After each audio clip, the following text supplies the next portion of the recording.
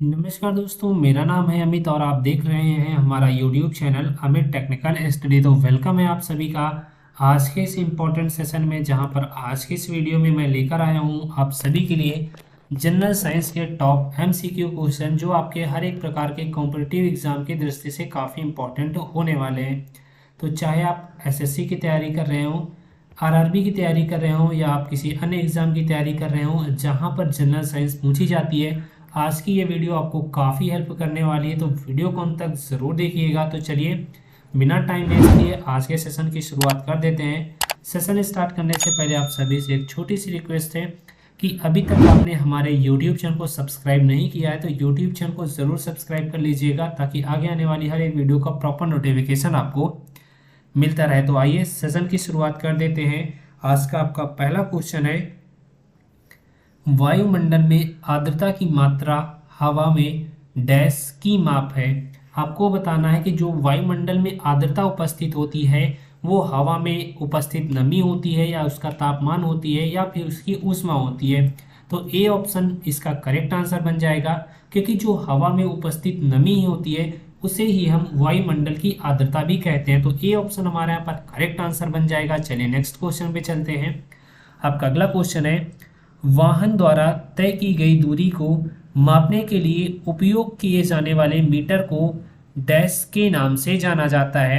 तो जो आपके व्हीकल में दूरी मापने के लिए मीटर लगा होता है उसे हम ओडोमीटर के नाम से जानते हैं। तो फिलहाल डी ऑप्शन हमारा यहाँ पर करेक्ट आंसर बन जाएगा। और जिस भी क्वेश्चन का आंसर आपको पता हो उसका आंसर जो है आप कमेंट बॉक्स में भी कमेंट कर सकते हैं। आपका अगला क्वेश्चन है, पेट में मौजूद पाचक रस डैश को पचाने में मदद करता है। तो पेट में उपस्थित जो पाचक रस होता है उसको पचाने में आपका प्रोटीन मदद करता है। तो बी ऑप्शन प्रोटीन हमारा यहाँ पर करेक्ट आंसर बन जाएगा। चलिए नेक्स्ट क्वेश्चन पे चलते हैं। आपका अगला क्वेश्चन है, यदि प्रकाश समतल दर्पण पर लंबवत गिरे तो वह किस कोण में परिवर्तित होती है। तो यदि लाइट जो है वो समतल दर्पण पर परपेंडिकुलर गिरती है तो वो 90 डिग्री पर रिफ्लेक्ट होकर चली जाती है। तो ए ऑप्शन हमारे यहाँ पर करेक्ट आंसर बन जाएगा। चलिए नेक्स्ट क्वेश्चन पे चलते हैं। आपका अगला क्वेश्चन है, सिस्मोग्राफ एक उदाहरण है जिसका उपयोग डैश के लिए किया जाता है। तो सिस्मोग्राफ का उपयोग जो है वो भूकंप के कंपन को मापने के लिए करते हैं। तो डी ऑप्शन हमारा करेक्ट आंसर हो जाएगा। सिस्मोग्राफ एक ऐसा डिवाइस है जिसके द्वारा हम भूकंप को मेजर कर सकते हैं। चलिए नेक्स्ट क्वेश्चन पे चलते हैं। आपका अगला क्वेश्चन है, जो किनारों की तुलना में बीच में पतला होता है उसे हम अवतल लेंस कहते हैं। अवतल लेंस की यही पहचान होती है कि किनारे हल्का सा मोटे होते हैं लेकिन बीच में वो पतले हो जाते हैं। इससे आप जो है अवतल लेंस को और उत्तल लेंस को बहुत ही आसानी से आप पहचान पाएंगे। तो फिलहाल ए ऑप्शन हमारे यहाँ पर करेक्ट आंसर बन जाएगा। चलिए नेक्स्ट क्वेश्चन पे चलते हैं।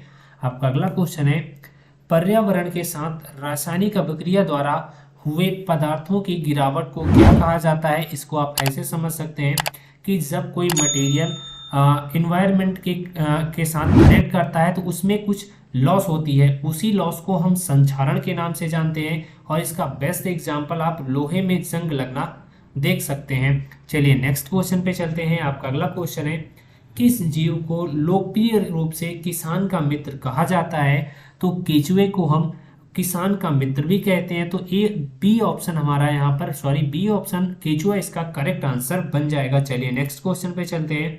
आपका अगला क्वेश्चन है, रिएक्टर पैमाने का उपयोग डैश का परिमाण को मापने में होता है।